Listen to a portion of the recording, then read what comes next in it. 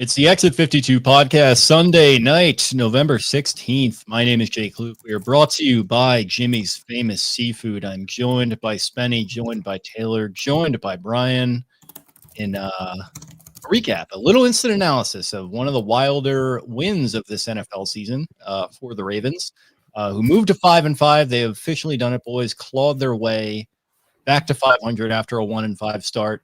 And they do it. Spenny and I were talking before we got going, and I described it, this win, as this is the game they lose when they finish 14-3 or 15-2 or whatever their great seasons are. They sprinkle those dumb losses in there. The season where they're at best going to finish 12-5, likely it's going to be less than that. This is the game that they win, I guess. Maybe this is just how cosmically things balance out. But by hook and by crook, after a terrible first half where things went their way, they shot themselves in the foot way too often, and they played not only down to, but worse than a very bad team. They settled in. They allowed the other team to make mistakes. There was a quarterback change that, not to brag, but I predicted in the preview for this game. Shedeur Sanders coming in, obviously, and they just kind of gritted their teeth and got this one done. Brian, I know you love to see it happen this way. I do love to see it happen this way. I'm so glad I don't have to KMS because that's what it felt like the entire time. I didn't feel like I could breathe much of that third quarter, early fourth quarter. They just didn't seem to get momentum where it was just kind of like the Browns kind of put it right there in front of you, given the circumstances, especially with Shedeur coming in and just not moving the ball whatsoever. They were basically planting their flag and saying, we are going to finish this game with 16 points. We dare you to try to get more than that. And for a while, it did not feel like we were going to be up to the challenge. But I think you summed it up pretty well there, Jake. It just feels like a game that they lose, and we just get super frustrated. We throw our hands up in the air. We say fire hardball over and over and over, and we just bash and bash and bash the stupid mistakes and say, hey, when's this team going to learn how to tie their shoes? And we can still say those things because they're still very valid, and those mistakes were very stupid. But I do think it's a little refreshing to just be able to get through that and get the W. I think teams, across the league every single year, even the best offenses have spells where they just can't get it done in the red zone. We're going through that spell right now. And for a lot of teams, that ends up costing them games. And these last two games, we have really been in a funk in the red zone. And it's nice to be 2-0 in that stretch. Yeah, definitely. Staying out of their own way in that second half, Spenny, it was nice to see them respond after a first half where, like I said, just shooting themselves in the foot. If that had continued, even to like a small extent, they probably don't get away with this one. Did not give themselves margin for error. I know you were probably pretty fired up, especially with that late play call, which we'll get into. Yeah, it was back-to-back weeks where you've stalled out in short yardage, and Todd Monken has something to dial up. Like, that's why the Chiefs have won Super Bowls to me, is having a surefire look that you love and you can execute cleanly. Mark Andrews in the last week one did kind of, the toss was a little pitchy, woo-woo, maybe a little overzealous back, but a huge play call after failing, running into the wall. It's like the meme that's been going around the last year or two of the guy with the pickaxe trying to break through and see that there's diamonds on the other side. And the Ravens have found those endless diamonds. That was the operation on that Mark Andrews touchdown. The Ravens scored 13 points unanswered in the second half to win this game. But the operation of it was so cool to run up. The Ravens have shown the tush push with Mark Andrews probably, a dozen times now over the last couple of years. But they ran up and he tried to hard count it. And it looked like the Ravens might, it was waning down. It was 8, 7. And it looked like Andrews kind of relaxed, we might just try and see if we can get him to jump and punt the ball because they weren't in field goal range. That in itself, having the tight end be able to line up and execute hard count and not have anyone jump is difficult. That is difficult, let alone to seal. I can't remember. I have to go watch again. Maybe it was Ricard and Kohler, I think, on the outside. But to seal and part the seas for Mark Andrews, the smoothness, the operation of it. Mark Andrews was fucking running. I've got goosebumps. He was fast, man. He opened up. That was the first time I feel like we've seen him open up since that injury he suffered from the hip drop tackle against the Bengals 2 years ago. He was booking. He had a good game. I think him and Zay Flowers and the one Henry run kind of carried a bit. And yeah, the Ravens shouldn't have won this game. Like, it's not even just that they don't win these games. They lost the turnover battle. They made mistakes in big moments. They muffed a punt. They'd go offsides, all those things. So to calm it down is what we keep talking about every week. We keep getting back on the show. And what do I keep saying? Like, they are playing better in the second half. They are playing complementary football better as the game goes on. They're running the ball more late than maybe they should have early. And getting it done. They're closing games out, close games. They've been doing it for a month straight. They've been doing it coming out of the bye. They haven't allowed 20 points since that shellacking that the Texans put on them when they were down 8 defensive players. And I'm impressed. I'm really impressed. They shouldn't have won this game, and they usually lose this game. And I'm impressed. Yeah, no, I feel exactly the same way. It's just, it's really nice after just watching them early in the season. It felt like that Bills loss was traumatizing for them. I think they admitted to that as much. They essentially admitted to that, and you can see it in that Detroit game a little bit with Henry slamming his helmet, and then obviously the Chiefs game they lose, and Lamar goes down, and they just look completely listless, and you feel like, okay, they're packing it in for the season. And, you know, I'm not at a point here where I'm picking them to go to the Super Bowl. I think they've still got a very, very big uphill climb before I'm willing to get myself back into that sort of conversation. But I don't know, man. It's just nice to see them grit these things out. It's nice to see them show some fight. At the end of the day, I'm here to watch them win. I'm not here to root for them losing and getting draft picks. And for them to not only do that, but keep themselves at pace within the AFC North. Steelers win again today, so that kind of hurts. But you're still in striking distance. You've still got 4 games left to play within this division. And as your guy Booney would say, Taylor, it's all right in front of them. And I know you love this too. I know you love a good naming convention. Mark Andrews said the play was called Hurricane. They rocked him like a hurricane today. Rocked him like a hurricane. Yeah, they did. Look, I feel like we've talked about this on a million of these, like Browns and Bengals games, especially and Steelers games, how weird the division games get. And this was a classic example of that. By all accounts, the Ravens should have lost this game. I think if the Browns have any competence at the quarterback position, the Ravens probably do lose this game. And unfortunately for the Browns, they had Dylan Gabriel, who can't really throw the ball down the field, and Shedeur Sanders, who, however he may end up, was playing his first NFL action in a regular season game, and there's only so much to expect there. Like, I think people will probably dunk on him a lot after today, and like his stats are terrible, but he's playing his first NFL game. It kind of is what it is. The Ravens survived a bad Lamar Jackson game, and with this sort of state of the Ravens, I think I would have said that would have been hard for them to do, based on kind of how they've played early in the year. But this defense really did I think somebody said it in the comments already. The defense did what it was supposed to do. It shut down a very limited offense for essentially the majority of the game. The only reason the Browns scored was really mistakes that the Ravens made in other areas. The pick six, obviously, and then the fumble by Wester. And other than that, I thought defensively the Ravens were very, very good today. There's a world where, you know, Quinshon Judkins kind of gets going throughout the game and helps them finish in the second half when they had the lead. They did not let him get going at all. Obviously easy to sell out for the run when you have a guy like Shedeur in the game, but look, you have to make the plays, and the Ravens defense did. I agree with what's been said in terms of like deep breath, got to win, move on the next week after a game like that. Lamar Jackson was I mean, this has got to be among the 5 to 7 worst games I think we've seen him play. I mean, he was pretty much not good for the majority. We'll see what kind of comes out in the rumblings about how injured he is, but regardless, didn't make decisive or quick decisions. Just kind of looked lethargic. It feels like he has like 1 or 2 of these a year where he just looks generally lethargic, and this was one of those games. But they did enough. Derrick Henry was very good today. Mark Andrews obviously makes the biggest play of the game, and a great call by Monken, the much maligned Todd Monken. The Ravens continue to stink in the red zone. Look, you take it. You just take it and you move on. Yeah, Derrick Henry, 18 for 103, 1 touchdown, a big time far cry from the first time these two teams met, where they held him to 22 yards rushing. And, you know, obviously a very different game this time around because the Ravens had that happen to them, and it felt like they were able to adapt in that first matchup. Having Bateman in the lineup, I think, allowed them to go to quick game. I think Lamar, part of what the issue was today, and I think, unfortunately, it could be an issue throughout the rest of the season, I feel like he's seeing ghosts a little bit with this really just dastardly offensive line play we're seeing at times. I think Yeah. these guards collapsing inside of him, that's just not going to make it easy. And like, as much as we talk about continuity and will we see Emory Jones or not, I'm kind of wondering, is it worth it just to try that? Because you don't want his psyche to get too mashed up before the season really kicks into super high gear, and you're having to effectively like try and go win this division in earnest, not even in the way that you are now, but even more so.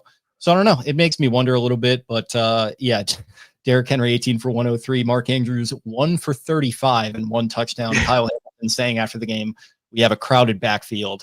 Number 89 probably needs to get some more touches. But what I loved in particular about that play, and I think it kind of speaks to why the Ravens were just not breaking through. And this game really should not have been as close as it was.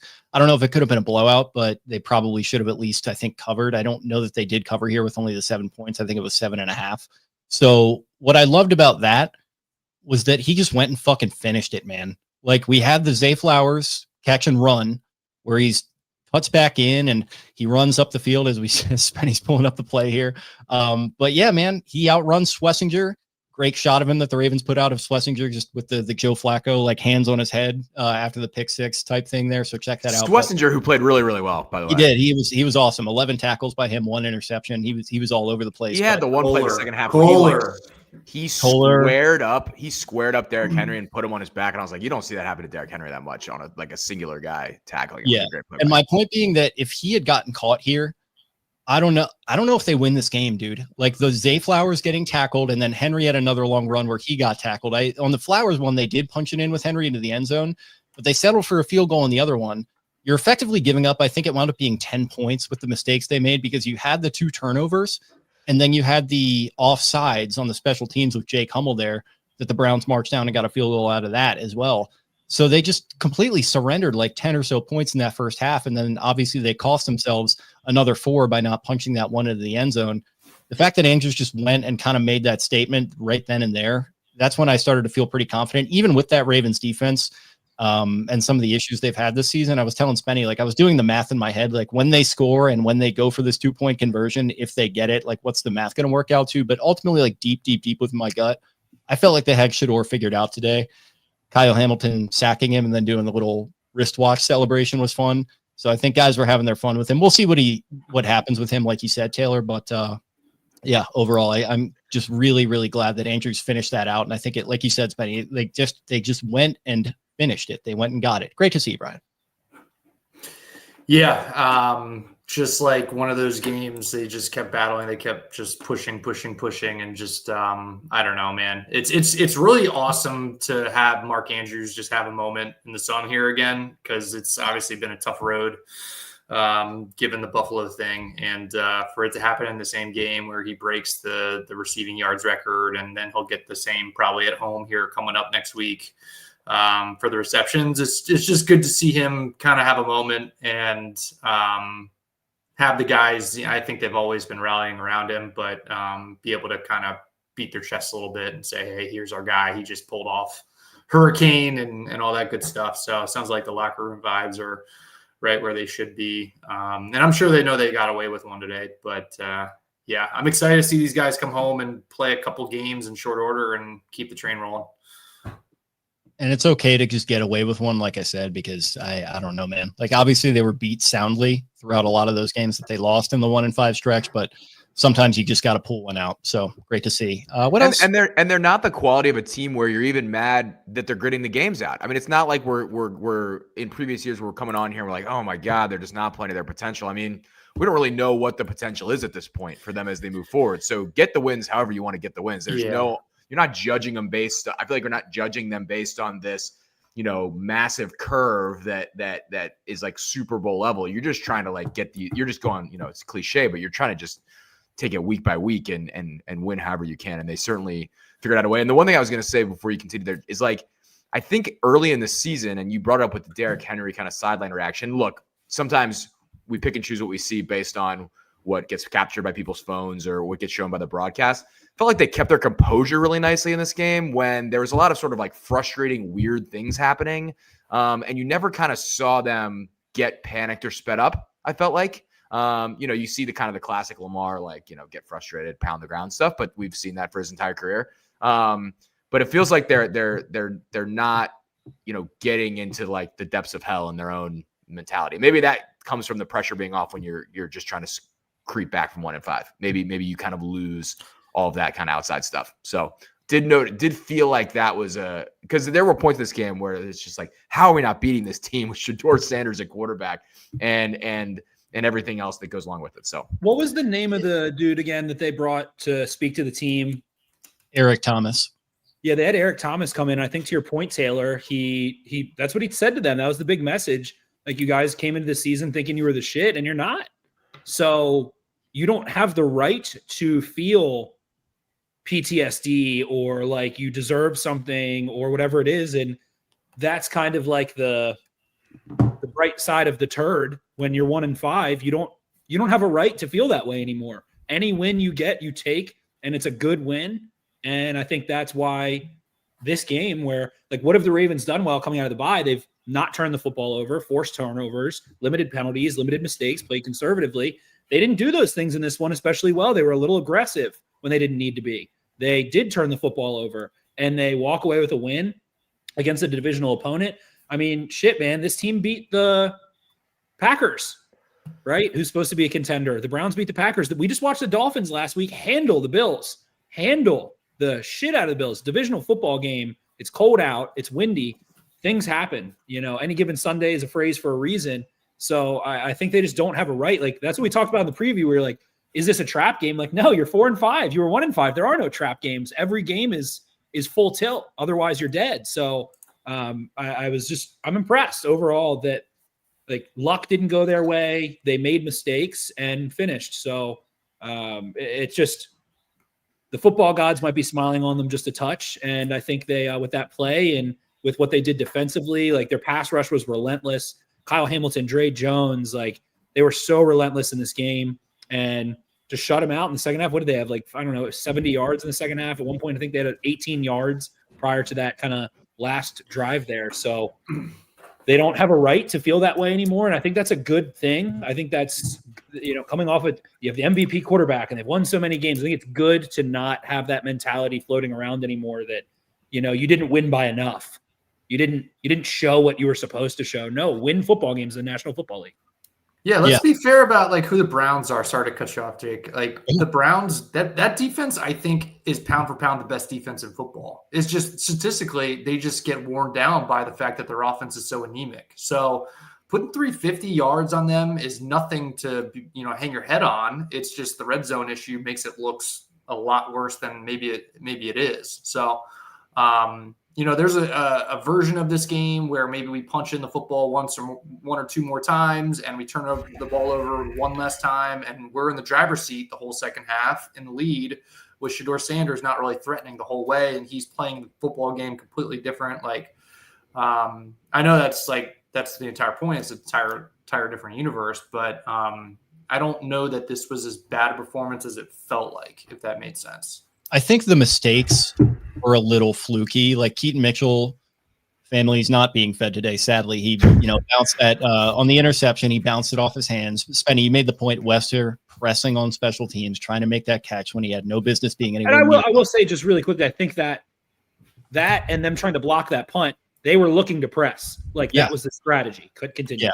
And then Lamar's other interception, it bounced off of a guard's helmet, I think it was. So fluky mistakes. And I think shout out to my guy Hodges in the comments here. He was texting me and he said something to the effect of, this is where you go into the locker room and you chew these guys out. I don't care how old they are. I don't care that they're professionals. And I was like, I get that line of thinking, but I almost would approach it the other way, where it's like, you guys have been together as a group a lot longer than that group has. You have all the experience in the world. It's a one-score game. Just settle down, stop pressing. It'll be okay. And I feel like that pretty much played out to a T. I don't think we saw this offense being as productive as we would have liked, obviously, but they took the low-hanging fruit. They ran the ball where they needed to run it, and then they saved that BAP, that big-ass play call, for the moment they needed it and executed it to perfection, and they let the Browns make the mistakes for them. I know the Shedeur Sanders interception didn't lead to anything for them, as Lamar's second interception came right after that, but he makes that mistake. He's doing the thing that's in vogue for a lot of these young quarterbacks today, where it's just ball gets snapped and you just immediately start running diagonally to your right and just trying to evade the rush and taking a bad sack, or he had a grounding in one of those situations, like right down by the end zone, that cost him pretty dearly there. So it's just, especially in a situation like that, where it's like they were already starting a rookie. They're bringing in another rookie after an injury who's seeing literally his first real NFL action. You don't have to press. You don't have to try to do too much. You didn't have to try to do that to begin with. But if you just settle in this one-score game, the opportunities are going to fall your way because you're more talented, you're better coached, and that's just how it's going to work out. And it was nice to see them, to your point, Taylor, not like panic too much and kind of keep that steely look in their eye and just go and close this one out. Yeah, it's so funny. I feel like whenever the Ravens struggle at halftime, it's like, what adjustments did they make? What did Harbaugh say to the team? As you said, Jake, it's a team at this point that shouldn't really need to hear much from a motivation or focus standpoint. And like the lock, like these guys have been in massive games. And so they should know kind of how to respond. But I agree, like there's certain some fluky stuff, like, you know, that ball pops off Mitchell's hands. The only thing I'll say about Lamar's second interception is like that's a poorly placed throw if you're throwing it off your guard's helmet. I mean, you've got to get it around if you're going to like drop the arm angle and make that throw, but could have gone anywhere on the tip. But yeah, I think they responded really well to some weird stuff in the first half. On a dreary day, bad weather day, like some factors that would maybe kind of move you to a like, oh my God, we really lost that game 16-10. Like, how did that happen? Or really lost that game 20-14, whatever. So yeah, I agree that it was very, very nice to say that. And then yeah, once Shedeur comes in the game, they had to have said on the sideline, just like heat him up. Like we saw this in Colorado, and in college it was and he had a horrible offensive line in Colorado. So, you know, he did a lot with a little there, but every time he got pressured at Colorado, he just runs diagonally straight back. Like it was funny. He's watching fast him enough to get away from those guys, but that's not going to happen. Correct. In the Big 12, you can kind of make that work. In the NFL, it becomes a little bit harder, as the cliche goes. So it was just so fun.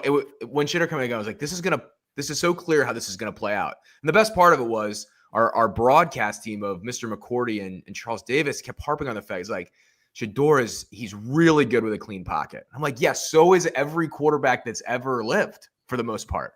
And the Browns just did not do enough to give Shedeur the clean pocket that he needed to step and make throws. But it was interesting watching him and then Gabriel in the first half. They were very much what they were in college, and that just hasn't got, like, Gabriel is a distributor. It's a lot of things that are short, and the Browns don't really have the playmakers or offense to kind of make that work. And Shedeur needs it to be really, really clean, and the Browns don't have enough to make that work. So, yeah, they were just anemic offensively. I kept thinking, man, if they still had Joe Flacco, what would this game look like? Like, would they have made a couple more plays to have potentially put it away? Because their defense was just dying for a break in the second half. And Cam Robinson just on the field so much. Yeah, their left tackle. Yeah, he went out, and it just felt like immediately they started feasting on that side. And to that point, well, the Malachi Starks delayed bliss, the backup left tackle just completely whiffed on the play. Like, just did not recognize what was going on there and just whiffed on Starks. So they clearly had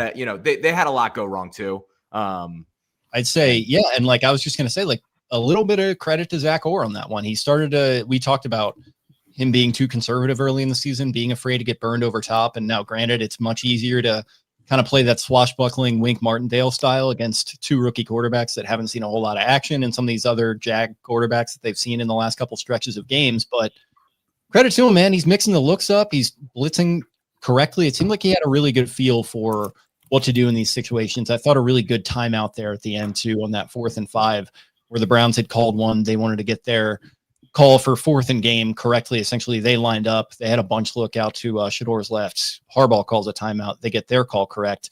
And then the play that closes it out, obviously, it's an incompletion, I think, in Fannin or Njoku's direction. Wyatt Taylor just losing his fucking mind. I think he thought that one of the Ravens guys was offsides. He thought that Dre Jones jumped off sides. Maybe was by a millimeter off sides. He timed the snap. Like, Shedeur wasn't using any hard count. When you bring in a backup quarterback that hasn't played in that offense in a game, they don't use hard count. They're going to use the same rhythm because they don't want that. Like, JJ McCarthy comes in using a bunch of hard count. We just saw that last week. He hasn't played a ton of games. What happens? It fucks up the timing and rhythm of getting off the ball. Vikings have 8 false starts. So Browns wisely not trying to mess around with that. Dre Jones, I think, just perfectly jumped that one. And that was the game-winning play, was that Dre Jones jumped that. Yeah, and I mean there were many instances where Shedeur would like step around the rush. He eluded Starks at one point. Am I crazy?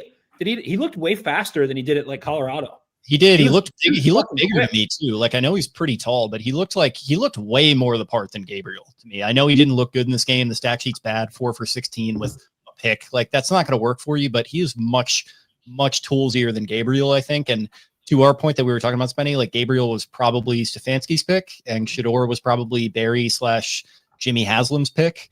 I think it's probably you go to Shedeur now and he gets his audition, because it probably can't get a whole lot worse than Gabriel, and you probably couldn't be a whole lot worse than Shedeur was today, but it's time for them to make their honest assessment. But as far as how he looked against this Ravens defense, I don't know. It was good to just see them not get torn up and also not get frustrated when he is stepping around them. And granted, if he hadn't missed some of those throws that he did miss after stepping up or whatever it was, you probably do start to get a little frustrated, but I don't know. They were fortunate in that way, and I'll take it. Yeah, he loves to do that little Tony Romo, Russell Wilson boot out, like that bubble spin out. Did that a couple of times. Made Malachi Smyth once. And they started to try to funnel him and bait him a little bit to go to his right so that they could have someone looping back. So they're definitely playing games. And I think this pass rush has really started to adjust in game. I think a big part of that is having Kyle Van Noy healthy too. I think he can help with the feel of that, all those things. But Browns have a dog shit offensive line. Like I tweeted it, the Ravens might have like the softest offensive line in the NFL based on what we've seen in short yardage.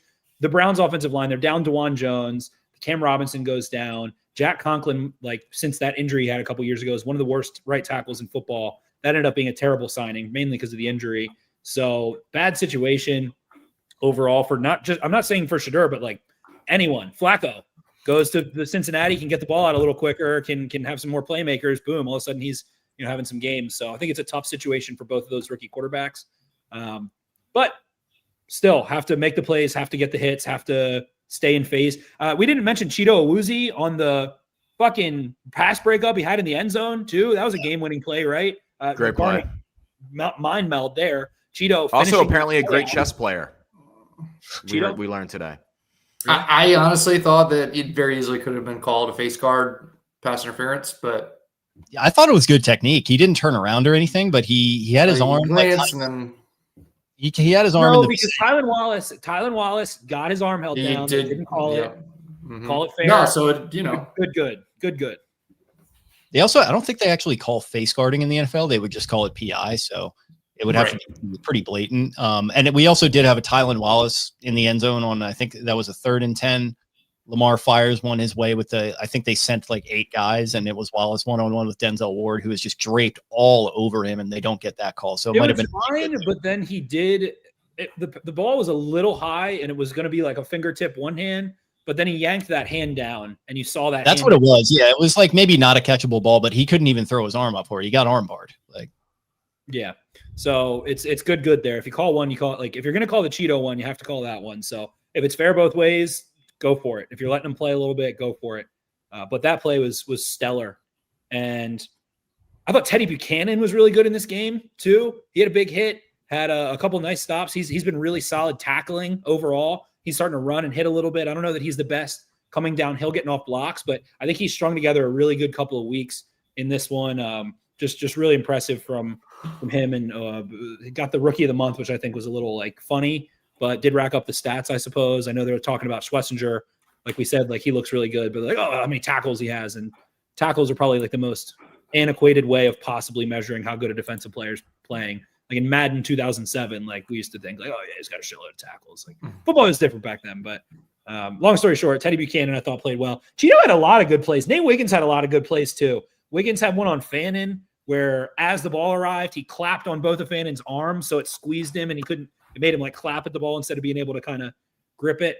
So good game overall. They didn't have Marlon in this one. Great defensive performance. I mean, the Browns drove down the field once and they got a stop in the red zone. And, early, the Browns moved the ball scripted. And yeah, I mean, the Ravens defense kind of smothered them. They just got put in some shitty spots and bailed out the Ravens offense. few times. Yeah, speaking of young guys, Keon Martin with a critical sack there on 3rd down too. Another nice call by Orr. That was really nice. 3 tackles from him. He's getting better each and every week. Him and Keandre Jackson on special teams, 2 of your better kind of undrafted gems, I want to say. Beat Gamer here says, not gonna lie, a couple times I thought I had the same. I'm not no lie. I had the same thought. I think on one of those plays where he was kind of in the backfield, I was like, "Oh, there's Hamilton again." It's like, there nope. is a 4 on the jersey. They do have a similar complexion as well. Yeah, they're both just like they both have a lot of arms too. They got lanky, like rocked up arms. Definitely. Yeah. I had a lot of good stuff in the chat tonight. Wanted to come through some of it too. Had Heather making a lot of comments here. She made a great point. If I can find it, I think she said something. She said, I don't understand. Heather McCubbin said, I don't understand how the Ravens have pretty much the same offensive personnel as last year, but can't do shit in the red zone and have regressed so much. It's the same 5 offensive linemen. It was McCary and now it's Voorhees. Voorhees played a little bit last year. The same tight ends. They added DeAndre Hopkins. It is the same running backs, the same quarterback. It doesn't make sense when you put it that way. Yeah, no, I don't get it either. And it's just like I think some of it, as we've talked about in the last couple episodes, I feel like some of it does come back to Todd a little bit, where it's like, I wish he would adapt to that reality a little bit more often. Like there were multiple times in this game where just feeling the flow of the game, I was like, all right, however it's going to be, whether it's out of shotgun, single back, whether you have Ricard in there, he is going to Henry on this one. And like maybe 3 or 4 times I called that correctly. And not to say I'm, Romo Stradamus or whatever, making play calls that were probably pretty obvious to a lot of people, but it's just like when, dumbass like me is sitting there watching it and making those calls, you can probably tell that Myles Garrett and Carson Schwarzenegger can do the same thing. So that would have been nice to see. And that's where like that tendency breaker with Hurricane is amazing. And obviously that's the most extreme example, but to see them try and diversify a little bit more is going to be key. If you want to have to win tight games like this down the season, because you're not going to see Dylan Gabriel and Shedeur Sanders or like Justin Fields next week. It's going to start to get, a little more high stakes in some of these games, I think. You're going to open the vault a little bit, the vault. Yeah. I like the give to Flowers on that last drive there. I think that was a good thing to mix in that we've seen more of in the past, but haven't seen so much recently. Because he's a guy that obviously had made a few big plays in the game, but we just couldn't get him enough volume, and that was a way to do that. As quick sidebar, I wouldn't mind seeing him back there fielding punts or kick returns as just another way to get him the ball. I'm also still, curious about the Derrick Henry, have him do kickoffs to get him going downhill. Would still love to see that. I know it's not a smart thing to do, but yada, yada, yada. I love that. I think DeAndre Hopkins had another mini Matt Stairs moment. It wasn't quite a home run, but he hit a single to kind of lead off the inning there to set up the 2nd and 1. I believe it was the same set of downs that eventually was the touchdown. Might have been Lamar's best throw of the day. Yeah, it was a dart. Like when he makes that one play per game, I just mumble to myself, fuck, that guy's good. Like whenever he does that, it's once a game. Like and sometimes he doesn't even have a catch, but when he does, I'm like, that's what he's there for. But continue. Yeah, it was not an easy catch. He had the guy on his back, and it was a kind of a tight window throw. But yeah, it's. I would like to see us do some more. Like last week, we saw. I think it was last week the little RPO to Zay Flowers. That was just a quick hitter, and like just do some more of that. Like it's clear that we don't have the. Like the rhythm, and we can't trust the offensive pass protection to be able to just run the offense at will the way we want to. So let's do some things to create rhythm and create flow and just show some new things. Yeah. Be water, as Bruce Lee would say. You want some more of that adaptability. Yeah. So I don't know. It's something we've been talking about for weeks. We got Flagship Fantasy saying he's too predictable. He doesn't really adjust. Sure, that Andrews play was good, but the fact that it's a trick play is the only innovation we've seen is bad. Yeah, I agree. And I think like, that mentality of like he's just predictable and he's just not a trick. That was not a trick play. I mean, it kind of. I get what you're saying, but for our purposes, we can allow it. But like all being predictable is fine when you have the horses up front and the horses in the back to ensure that you can just run through an MF face, as Marshawn Lynch would say. They really don't have that right now, so you got to adapt a little bit better. The frustrating is we've seen him do it at times this season. We saw it in this first matchup against the Browns where he abandoned the run and they made it work. But I don't know, man. It's just something we definitely need to see a little bit more of. And I'm also a little kind of curious about Lamar, missing practice on Wednesday, a couple of injuries now this season. Is the mileage starting to add up? Does he, need some time off or whatever it's going to be? And obviously that's not going to happen with no bye week. So has me a little bit concerned. I hope they take it easy with him. And if he does need to take practices off throughout the rest of the way, they will grant it. But I hope it doesn't affect his flow and his confidence. Not that there's a ton there right now. Like I said, it looks like he's probably seeing ghosts in some instances. So that's something they're really going to have to figure out and work around. I think that, again, we had that the question was like, I don't understand what's different. That's probably what is different. Lamar's missing time and missing practice, and I think they have him on some load management in terms of what they're calling. The simple, easy button in the red zone, I think, is activating his legs more. And I don't think they should, because they don't think they should. And they are going to know that better than I am. And Lamar should know that better than I am. Saquon Barkley, 30-plus yard reception, please. 8-1. At Ravens for Dummies on Twitter to track all of this action. There we go. We almost hit a banger today. But I think that is the thing. And you're right, Jake. They're not going to have they're not going to get the reps, and they shouldn't rest him. Keep him healthy. That is the lifeblood. So they are playing some crappier teams. And I think that's why it was tough that they turned the ball over, especially the muffed punt. I would call the offensive ones. The offensive turnovers were fluky. Could we argue? Oh, should Lamar have better awareness? Blah, blah, blah, or did the guy just flash in his face? Whatever. We can leave that one in a gray area. I'm going to call those unlucky. The muff punt, the pushing on special teams. You are playing bad teams, and I think that was the mistake they made today, was being aggressive when you don't need to be. You have the better quarterback. You have the better team. You're feeling good. Momentum's going. You don't need to press. And I think when the Ravens have had their seasons end or had their bad games that get Jason LaConfora and everybody all fired up, it's a result of we'll always go back to what Mike Tomlin says, trying to burn the house down. You don't need to, especially right now, especially when you're clawing out. And this was the first time where it felt like they were getting into that tendency of pushing and pressing and trying to make something happen when they don't need to. I get it if you're playing if you're against the Lions or the Chiefs or one of these games this year, like needing to feel like you need to be aggressive and make a play and set the tone. When you're playing these lesser opponents, you don't need to do that. And I think the result, like we talk about the offensive line and stuff, like I was just talking about cadence and reps and knowing who's under center and what it sounds like and when to get off the ball. I think that's a big difference. And the guy hasn't changed, but I just don't think the reps are there. And I don't know. I think the play calling is a little strange at times. Like, why don't you run sprint outs on 2nd and 7? But it's always their third and fourth down call every time, especially in the red zone. Let's cut the field in half, roll Lamar to the right, and on that do one, that on the neutral downs. Yeah, move the pocket earlier in the sequence. And then maybe you can put that in the back pocket later. But yeah, I mean, it's like a joke, if they're going to have to go for 2 to win the game or tie the game, they're going to do a sprint out to the right and try and flip it to Mark Andrews. Like, something else has to give. And the shotgun, there was 14. I love NFL Pro and NFL GSIS here pairing up. They ran the ball with Henry, I think 13 times out of shotgun. One of them was a 1-yard touchdown. And that one, it felt like they were moving. Lamar was moving the mesh point up so that Henry could start to move forward. That I don't understand. I don't understand the sprint outs.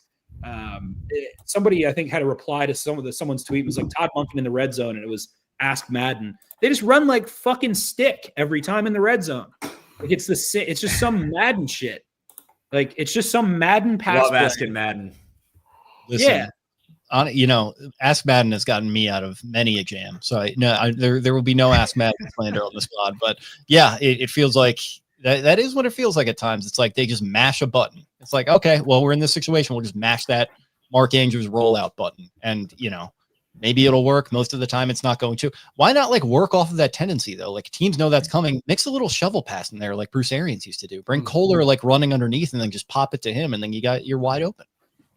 Iterate off of that. Shovels do take some timing, but I agree.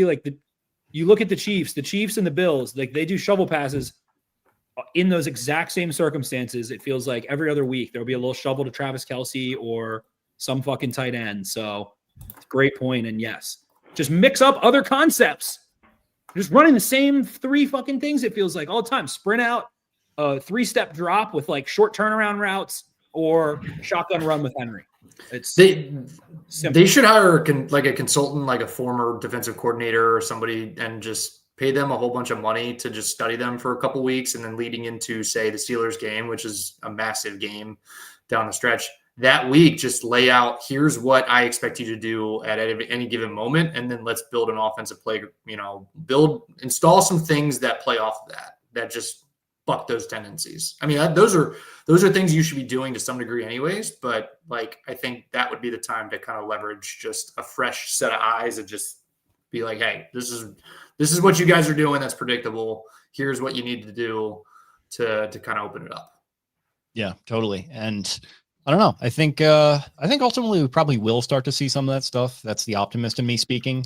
But if they don't, it's just going to be more of the same. And I'd like to think they're smart enough to realize that, but you never know, man. Sometimes this stuff can be your downfall, and they're just too stubborn to get out of their own way. But again, like I've said, the last couple of weeks, it feels like they have gotten out of their own way as far as game flow and situations.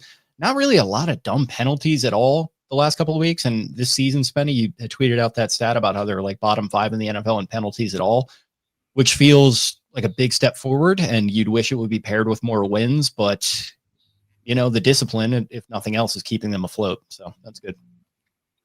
I have one of the greatest. Kyle Hamilton's really just becoming like Joe Flacco level podium stuff here. I want to share my screen if I can. Kyle Hamilton's out of control. He said, there's ebbs and flows to everyone's career. I can't seem to catch a pick in Cleveland. Yeah. Of course, referencing Shedeur literally Shedeur threw it to him. Directly to him. It just kind of clangs off his torso. It would have been a tough one to make with the velocity of the ball, but yeah, it was a quick little bullet. Yeah, it would. And then immediately after that, he takes a fucking corner kick and gets a delay of game. I'm literally screaming at the screen. This is my favorite player on the team, probably behind Lamar Jackson. I'm like, Kyle, you fucking cost us the game here last year. You're gonna do it again. Like, calm down. Booted that ball. Yeah, credit to the guy for recognizing it. Positive the Browns were going to score a touchdown after he did that. I was positive. Shedeur had just come in. I was like, yep, he's about to hit some play action shot, get them down to the 10-yard line or something, and they'll punch it in off a 2nd and 5 instead of 2nd and 10. Yeah, and then we've got Franco. He's forgetting he had the walk-in pick 6 against Watson. That was in Baltimore, though. I think that's what he's alluding to, is that he can't get one in formerly First Energy Stadium, now Huntington Bank Stadium, the soon-to-be demolished stadium, as I understand it. That was the James Prochet game. Yeah, Brian getting a little too high on the horse there and tweeting out a video, just reveling in James Prochet's misery. And then, what are you gonna do? You're in the Bud Light zone. I mean, what else are you gonna do?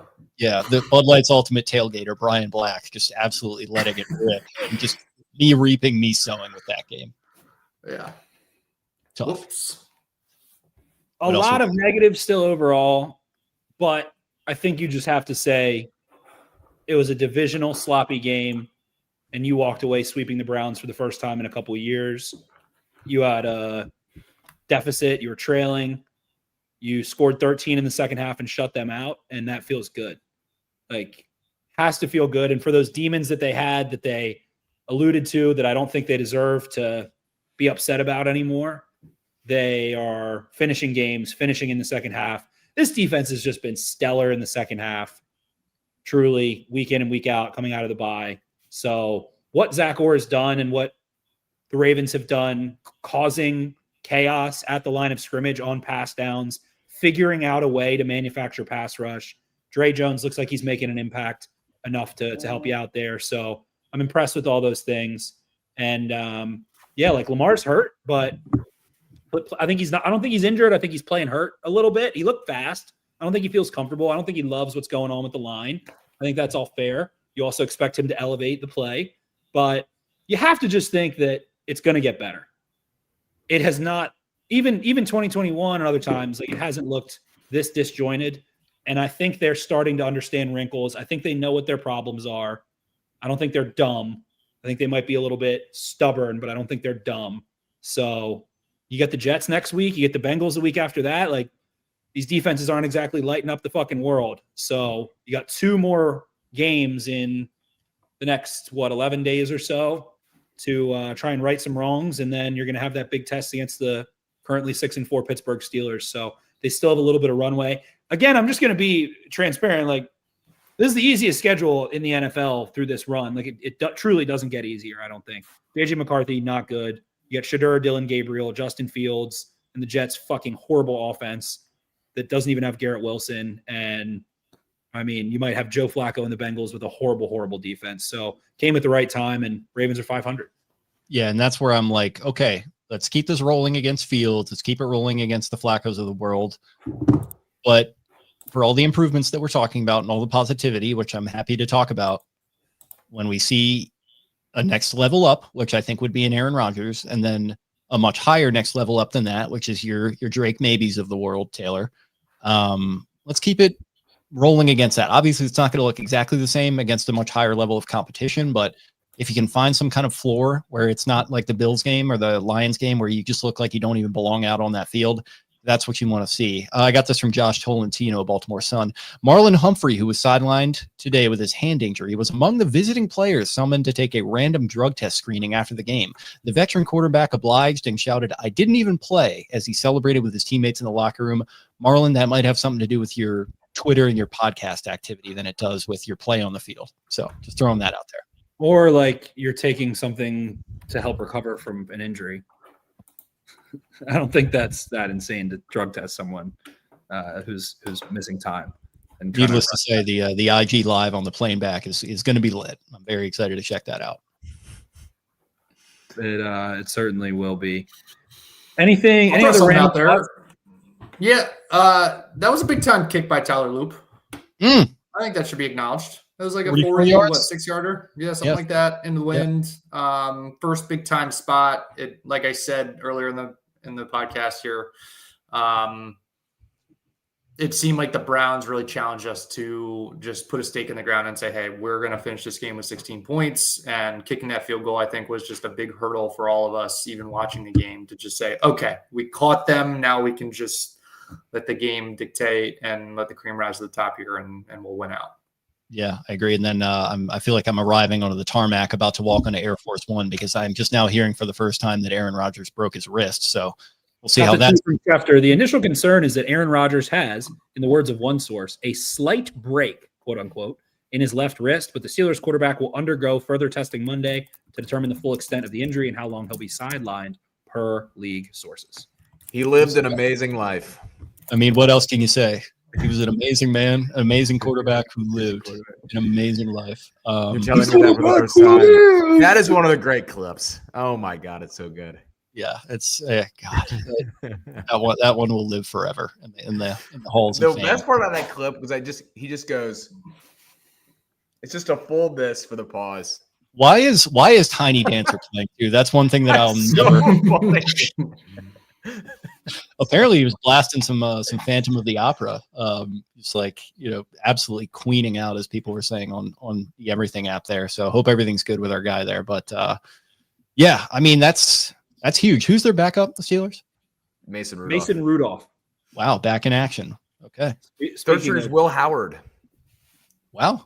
I might take a look at Will Howard if I'm them. Nothing against Mason Rudolph, but that's not exactly inspiring stuff. Will Howard says he has can't remember the source. He has a running Google sheet of Aaron Rodgers isms and notes that he just is logging on the old Google sheet there. Yeah, don't talk to Deshaun Kaiser about that, because some weird ones from back in the day. But yeah, no, Will. The least Aaron Rodgers thing you can do, I think, is keep a running Google sheet. Yeah, that's a good point. I feel like Rodgers isn't inputting into the cells. I think he fancies himself having the old steel trap, as Justin Long and Waiting would say. But yeah, I don't know. That's a good point. Yeah, I don't know. Steelers, they're 7-5 now. So 6-4. 6-4. Okay. So the race continues. Ravens officially one game back, and they are 2-0 in the division, as I said. Anything else on this game before we Taylor. Right, I forgot. One comment for Taylor, though. Taylor Hodges here says, do not turn the ball over and you beat the Steelers. My realization at the end is that this was the Steelers game. The Browns are the new Steelers to the Ravens. That's my stupid take. Okay, we'll see about that. Boy, are we really building to this Steelers game in 2 weeks, by the way. My goodness. Yeah. I mean, that feels like where we're, it's going to be fun. Yeah, it is. So Mason Rudolph. We did want to throw it over to you. Charles Davis. For the broadcast, Charles Davis, McCourty. Who was our play-by-play man? Catalan. The Catalan zone. That's how you know it's not exactly a banger. It's fine. It's just like, so Charles Davis was doing the games with Iron Eagle. They moved him off with Iron Eagle to bring J.J. Watt, who clearly they're positioning to potentially take the Romo spot whenever they are done with Romo. J.J. Watt's very good, at least has been so far. This was a very whatever broadcasted game. We talked about it beforehand. The over-analysis on the Keaton Mitchell situation with the pick was insane. Like, the running back really needs it in a different position so it doesn't go directly off of his hands. The guy just didn't catch the ball. It's okay. It's okay to say Keaton Mitchell screwed up and didn't catch it when the quarterback threw it to him. Ball. It's just – look, I didn't play football, so who am I? But, it's a classic tip draw interception. The insistence to continue to say that Shedeur needs a clean pocket to throw the ball well, we get it. We 100% get it. He's not good under pressure. He never was at Colorado. No quarterbacks, for the most part, are good under pressure. There are varying levels of, hopefully, to get the ball out quick and make quick decisions. I don't know. But the thing, to Spenny's point earlier, they never really even talked about during making those points about Shedeur, about Cleveland's offensive line struggles or the fact that they were missing their left tackle during the second half. It was just they just can't figure out a way to get it done for Shedeur. It's their offensive line stinks. Maybe the worst crew of the year for the Ravens. And I actually he just went from it was all right to just because he can never. He sees these guys as men at arms that he can't You're judging on a curve because, for the most part, there's no really bad broadcasters in the NFL. All of these crews, Andrew Catalan's a very good broadcaster. All these CBS play-by-play guys are all very, very good. Pretty much everybody on Fox is good. The one that always makes me laugh is Kirk and Al, because I feel like they're just kind of Kirk's kind of there to collect the check, and Al is, still kind of doing it at 81 or whatever he is. So it's I don't want to be you watch some college football games, you're oh my God, what is happening? So it's hard to, and McCourty and Charles Davis just don't have a ton of chemistry. They just you can tell they haven't worked there that much. So yeah. When you've got two color analysts, do you really have one? That's always my thing. Yeah, it's hard. The 3-man booth is really hard. It's really hard. This is the only one of the few 3-man booths to work was the Breen, Mark Jackson, Van Gundy booth that ESPN for some reason got rid of. That was a fun 3-man booth, but very rarely do you have a fun 3-man booth. And basketball is a little looser. He also needs a lot of time to get his point out every single time. And he is has points where he's good and has been good, but he kind of delays and talks slow. So that doesn't give McCourty a ton of time to get in. And McCourty's not as experienced doing games. He's been in the studio more. So you just have it's just a weird concoction of stuff going on. But it's not offensive at all. It's good. It's just compared to some of the broadcast crews you get, it's not as good as them. So something about the pitch and tenor of Catalan's voice just kind of irks me. And when you're in a game like this where it's just close and you're oh my God, I'm just gripping the side of my seat and I'm is this what's gonna happen here? And then nothing against Catalan, but I'm just man, your voice is what's weird, Jake, and this is a very golf aware show. He's kind of being positioned as the Nance successor on CBS Golf. He is the fill-in when Nance doesn't do it. And he doesn't strike you as having a golf temperament when he kind of is going up and down and how he calls stuff. So that's actually, I always think about that. I'm always this is sort of he's always the fill-in for Nance in the 18 Tower. It's him. And I'm that doesn't make a ton of sense, but yeah. I mean, this is started doing that. I was basketball. Yeah, when they first started doing that, I was is that the guy that has the shitty Jags game every week? And he's all of a sudden the number one guy here, covering John Deere or whatever. Weird stuff, but yeah, no, he's certainly not bad. It's just not quite my tempo, I would say. It's crazy the consistency though. We're an AFC team, so they don't stick to this now really at all. But it used to be obviously AFC was totally on CBS, and then NFC was Fox, and Like this group of CBS play-by-play guys has been around forever. It's Catalan and Ditas and Nance and Eagle and Harl. I mean, it has been the same crew for like at least 6 to 7 years. So they sort of blend together each week. I'm almost watching. I'm like, oh, it's Andrew Catalan. Yeah, we're going through the thing here. He might have a different partner with whatever. It's James Lofton, and then it's McCourty, and then it's Charles Davis, and with Ditas and Catalan, you're kind of at the end of the bench there. Nothing or if you get Tom McCarthy in CBS, you're fully at the end of the bench. But yeah, I wasn't totally impressed by the broadcast. The Awuzie chess fact after we promoted 60 Minutes was easily the best moment in the broadcast. Which I somehow missed. Charles Davis said it so gleefully, and the guys totally no-sold him. That was kind of tough. It was like late in the game too. Late in the game, yeah, like he just slipped that in. After McCourty did talk about the chess match when he was talking about defensive substitutions at one point and kind of going like with the offensive substitutions. I think on that last drive, so maybe he was trying to do a little callback there, as we say in the industry. Yeah. It's great when 60 Minutes has like a weird story they have to promo like late in these close CBS games, whether it's like that or they have to be like, Donald Trump talks about bombing Iran, and then it's like 4th and goal. When you hear that ticking clock, it's almost a cliche at this point, but on a Sunday night in a game like this in the late window when it's close and you're about to lose to a team you're not supposed to lose to, it's like the little rabbit pointing at the like pocket watch. It's like, oh, it's awful. God. Yeah, the worst feeling in the world.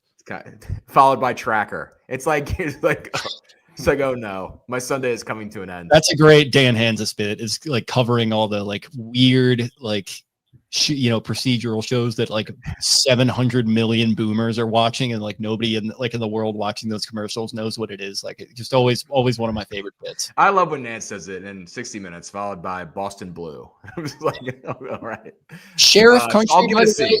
I'll give it a C. A better name than broadcast. C for the broadcast. Sheriff Country. Like, is that a Fire Country spinoff? Am I missing something there? Was there a Fire Country? I mean, that's kind of what they do. Is it's like NCIS blank. Which there's a NCIS origin story now, where I saw that. I think if I wasn't mistaken by that commercial, the Mark Harmon character, I think that's the origin story. Younger guy, because he's going to grow up to be a silver fox, and I'm like, that must be the Mark Harmon character then, like in his origin story. Brian and Spenny have just completely spun off the planet. We're just like, this is sad. I'm enjoying it. By the way, Mark Harmon, former great Charles football Davis player. is miserable. I can't stand Charles Davis. Yes. I seriously can't stand him. And Taylor made the point about the 3-man booth. Every time, whichever McCourtney brother, I think it's Jason, right? I think it's Jason too on that. Jason. Yeah. Every time Jason was able to be the one to start the analysis, I was like, that's a good point. Oh, that's interesting. Every time it was Charles Davis, I was like, and then the other guy has to kind of go. You can't just shit on the other color guy. You got to kind of roll with their point and be like, that's a good point, Charles. Yes, and yeah. Yes, exactly. So I thought it was miserable. I honestly did. And Catalan, if Catalan doesn't have a good color guy, his voice is annoying. If he has a good color guy, his voice, his radio is annoying. If you have a good color guy, you can talk like the old school freaking newsy cap 1930s. Little carnival barker. Yeah, that's exactly what I was thinking. Yes. So hated it. JJ Watt was great. Yeah, Charles and Charles's issue too is the pattern of speaking is exactly the same every time. It's do.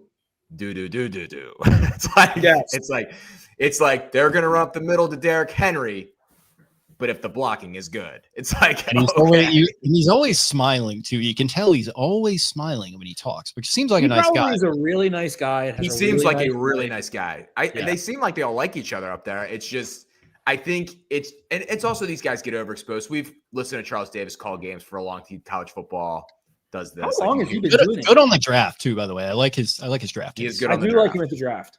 I was thinking about this yesterday when I was watching Florida Ole Miss, where like Louis Riddick's calling the game, and I just like when Louis is doing the draft, and I just don't like him as much in this position. It's like certain people, and I think Louis is pretty good on the games too, but you're just like when he's doing the draft, he has just more time to flesh things out because he's kind of so in the play, like looking at it like it's color commentary is hard because you only have a certain amount of time kind of break it down. And Spenny said it earlier when we talked about JJ Watt before we got on here, like JJ Watt is kind of just good at saying the obvious thing in a pretty good way. And sometimes it's like all you need to say. That's the best thing you can do. Flesh and out like, more. not everything has correct. to be some sort of coded football secret only the pros know. Sometimes fucking anyone can see what's happening, and it's good to acknowledge that. And in the case of ESPN, they can only salary so many of these guys, and they have to swap them in and out because they have to pay Stephen A. Smith $3 billion to, appear on every single thing and then promote some shitty solitaire app promoted by the deep state, whatever was going on there. I don't know. I have an entire I'll conversation here with an insane comment because obviously they won the one game where Lamar has Yeah. Go ahead, bro. Maybe this is fodder for another day, but like I am very curious as to where the thought process is to where the amount of money they're throwing at these commentators over the last handful of years truly drives any sort of bottom line for them. Like, are people tuning into a given game versus a different game on Fox versus CBS just based on the fact that one guy is commentating and the other isn't? It's just food for thought. Like, I don't know what justifies some of the bags that are being thrown at these guys. Yeah, it feels bubble potential to me. I think it kind of depends. Like, Monday Night Football is an exorbitantly better product now with Buck and Aikman. It feels bigger. Their chemistry is so good, and the game feels bigger when they bring you in. Then even like I really like Joe Tessitore, who's fantastic now on WWE. But like when he brought you into the game with, I don't even remember. It was like him, and maybe it was Red. Maybe it was Buck. I can't even put these guys together in my head anymore. It just for some reason didn't feel like Monday Night Football. And I think they pay like a guy like Romo because like when you turn into the 425, 85% of the country has this game on CBS, Kansas City versus Denver. Like Tony Romo is the voice that like you want to hear as opposed to, whoever's doing the game, as opposed to Charles Davis and Jason McCourty. But I do kind of like for the NFL, it doesn't really matter who's calling the games, but clearly there's some value add because like when I tune in the game and Nance is calling the game, I'm like, all right, biggest game of the day. Like they have established that for me. And we've seen how the bottom can fall out too, with the Monday Night Football in between the Tirico Gruden and what we have now, where they were swapping in Jason Witten and oh my god, and Booger was in the Booger Mobile, and like it can get bad. Like so, you also can't let it get bad because then like it's actively making it worse. You're getting critiqued on social media, which is a very loud like 5% of the people that are actually watching, just power users that watch everything. So it's hard to totally sample information on that, but. Yeah, I don't think the ratings are really changing. I just think it's like a reputational thing. It's also probably a little bit of a dick measuring contest between the networks. They want to have who's considered more than anything. And so it's a little bit inside baseball of like, hey, our stuff's really good. But I think it does matter. Like I've watched more NBA games this year on Prime and NBC because I kind of like who they've trotted out so far. Then I like that ESPN broadcast, or I have tuned into these ESPN Inside the NBA. Like they have Inside the NBA on ESPN Plus now, and I watch them afterward because I'm like, I want to watch those guys talk about basketball. Yeah, so I'm not here to say that it doesn't matter who is and who isn't. But I think it's more just like if I'm a shareholder of one of these companies and they're just throwing exorbitant amount of money at, say, a Tom Brady, the way that they did, like it's kind of like. It's like the Office Space. You bring in the consultants and they sit down Tom Brady, and it's like, so your job is to take the specifications from the customers to the engineers. The Tom Brady one also made no sense because Greg Olson is so good and they had him. Like you just don't just have Burkhardt and Olson, and it's a really, really good broadcast. Tom Brady has gotten better, by the way. I feel like when I've listened to him this year, I've liked him more. But he's still mixing in the outs, like he still does a little bit of that, which like he was mashing that button a little too much when he first started. It's better now that he's using them sparingly. But yeah, I think Olsen, that's still kind of the shadow number one booth there. Yeah, he's very good. He's very, very good. But like nobody is turning off the TV now that Mark Sanchez is no longer in the Fox third booth. Like I did see a tweet actually from somebody. It might have been Pat Doherty from Roto World, who was like, "It's a shame that Mark Sanchez did what he did because he's way better than Brady Quinn." And I was like, "Okay." I mean, I didn't dislike Sanchez on the call, but I was like, "Oh, it's cool to see Brady out there doing some NFL." Yeah. And now Drew Brees is back in the game. I think a little bit. He's very boring on TV. Yeah, it's just like. Now the thing where it matters is like the studio. Honestly, I think it was where it matters more. Like this. I mean, we talk about it. Jake and I feel like we joke about this all the time, but this Football Night in America crew is like, you will put it on and you're like, what am I like that Football Night in America should be like must watch. You've watched a whole day of NFL. You've been waiting all day for Sunday night. You're like, let's let's see the show of record breakdown. That's what made NFL primetime so good. And now like primetime is, I think Booger's on there with Swami. But like you put on Football Night in America, and I'm it's turned into a warm Clapper. I mean, it's a warm blanket. You got Maria, the Clapper coach, throw it over to Florio here and there. Get Chris Sims in the mix. I watched Rodney Harrison was doing a segment with one of the Lions offensive linemen before I jumped on here. So what was that content like? I'm sure you were. It was not that. It was I said, let me jump on with the boys here. This is not that exciting. Oh, Lordy. Can't wait to listen to a little Collinsworth when we jump off. What's the score of this game? 3-0 Eagles. Okay. So that was a lengthy broadcast. I love getting you in here and just chopping it up. I feel like you missed last week. You were championing the bit to get back in here, and I was ready. Yeah, I was ready. Yeah, you guys were like, what are your guys' take? What were your takes on the broadcast? Who even did the game last week? I don't even know who did the game, the Vikings game. I had it on mute as I was taking the train back to watching the end of it, but I didn't really listen to any of it. Who was it? I want to say it wasn't Tom McCarthy. I feel like I'm just saying that because it was JJ McCarthy at quarterback. I'm trying to remember. Well, Fox would have. It wasn't Jonathan Vilma and Kenny Albert because they interviewed DT in the Commanders game. So it wasn't them. 6'7", sir? Little 6'7"? That was so tough. It was Moose. We talked about it. Oh, it was Moose. Yeah. He was good. Yeah, they were good. It was Kugler. Adam Amin. Oh, Kugler. Oh, I love Kevin Kugler. I love Kevin Kugler. Allison Williams, your girl, Taylor. Yes, Allison Williams. Kevin Kugler is an extremely nice guy. He did Maryland stuff. He used to do Big Ten baseball. I don't even know if he still does, but he would do the Big Ten baseball tournament. Nicest guy ever. Acted like it was the Super Bowl. It was tremendous. He lives in Omaha. There you go. Kevin Kugler. So you can just walk over when when America's greatest pastime. Very good broadcaster. Very good broadcaster. People keep saying the Lamar thing. I don't know. He looked fast. He looked better physically than I feel like he had in the last couple weeks. That early run he had, he was like just right ahead. I think that was rust. That was what was weird about his overall game was he didn't look hampered. Like he looked like he was moving fine when he was trying to evade the rush. He just never really like broke out and made a play. So yeah, I would agree with that. Just a little sloppy, rusty, missed some time. Got to work the rust off. I think that's all it is and push through. December football on the way. Indeed. Can't wait for Lamar to be in the booth and when his career's over. That's going to be that. There will be content, TWBC, and I will be tuning in. John Harbaugh is like 102 years old on the Football Night in America set. With the clapper. Yeah. With the clapper. And 120-year-old Coach Dungy. Yeah. Oh my God. In the year 2040, when John and Jim Harbaugh are on Football Night in America, just like arm wrestling. Florio is just like, trying to talk about some malfeasance with like an Arch Manning contract or something like that. Jack Collinsworth Jr. Yeah. is on the show. Jack Collinsworth Jr. is talking about why PFF grades are good. Let me tell you what, Kyle Hamilton is going to be good on TV when he's done. Based on monotone? Too monotone. Maybe he needs some coaching. It is hard to predict. Like, everyone thought Ray Lewis was going to be awesome on TV. He was like the all-time NFL post-playing free agent, and he wasn't very good. So. He can't. Ray can't process quickly enough to like react. He needs to be. I mean, the next one up, like we're going to see Van Noy like very soon, and I think he's monotone though. I don't know. I don't know if I could hear. I don't know if I could listen to Van Noy. If I was a freaking. He knows how to like work his voice though. He can project he does his podcast. Like I think he's set up pretty well for it. Yeah, his cadence is good enough. Yeah.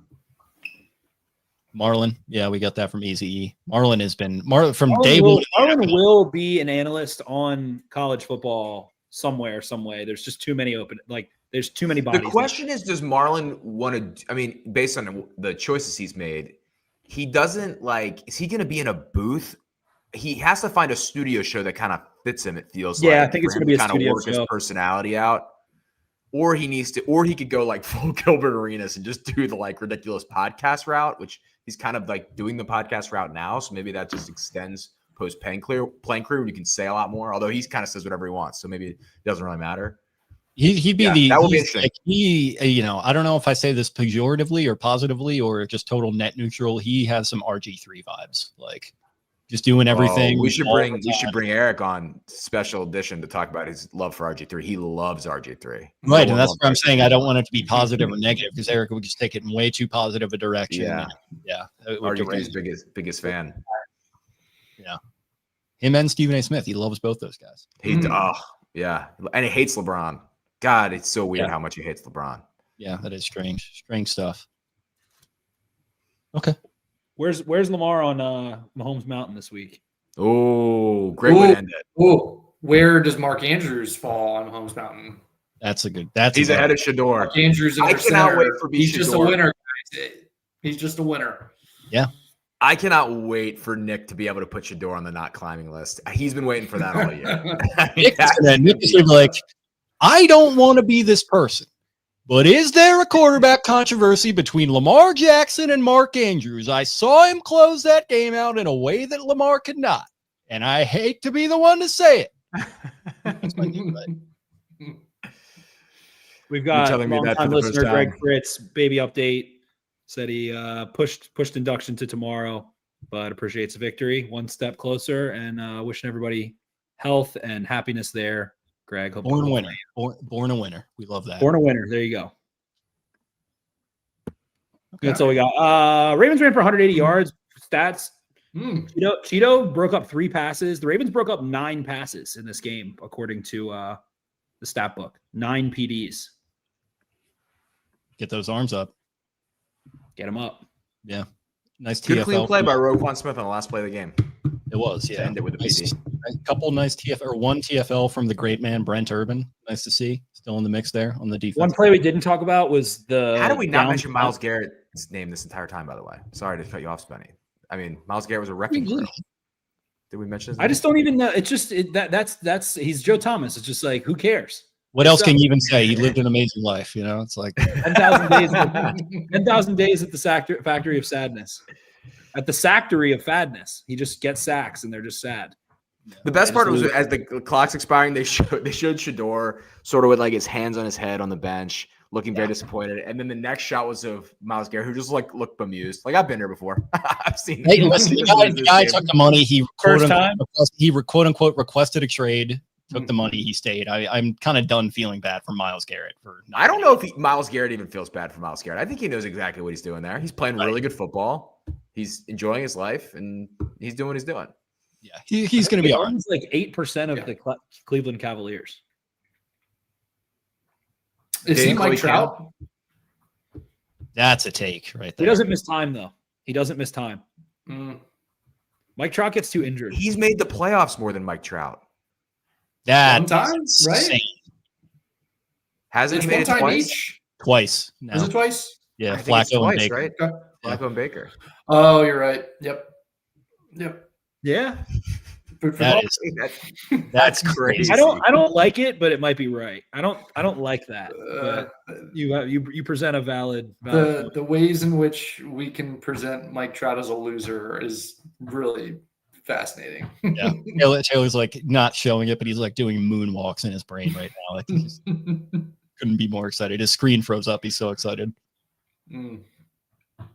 Okay. That's such an old, long-running bit that I would imagine most of our listeners don't even know what we're talking about here. Yeah, we've had a few of those that we've thrown out now. But okay. Anything else on this one, guys? Keep Just going. what a gloomy day and game, and then they go to fucking MetLife next week to play the Jets. No, home. It's home. Home game. Oh wow, I've been imagining that this whole time. Okay. All right, vibes are better there. God, my internet went out. My internet couldn't even handle that Mike Trout point. It's just like that's what I was saying. I was so shocked that at that point my computer just exploded. I honestly wish it had just gone out and you guys had ended the pod. I didn't even deserve to be back on. That was perfect. It was a perfect way to end it. Yeah, it's gonna be interesting. Back home next week. I'll be in Mexico throughout the week, getting some nice weather, enjoy some food. We'll talk to you guys, at least you guys. We'll talk to them throughout the week. Be back for the incident analysis. Appreciate everyone hanging with us here for this one. Had a 2,000 plus hanging strong. Appreciate everyone listening after the fact. If you liked what you heard, subscribe to our YouTube channel, like the video, comment on it, get all the algorithm and good vibes pumping in there for us. You can find us on social media at Exit52 Podcast on Instagram and on X. Also on X, you can find me at Jake Louque. That's Louque. Spenny at Ravens 4 Dummies. That is a number 4. Brian at Barstool Banks. Taylor at Taylor Smyth 10. Thanks again for listening. This was a real fun one, and we'll be back at you very, very soon. See you. Arrivederci.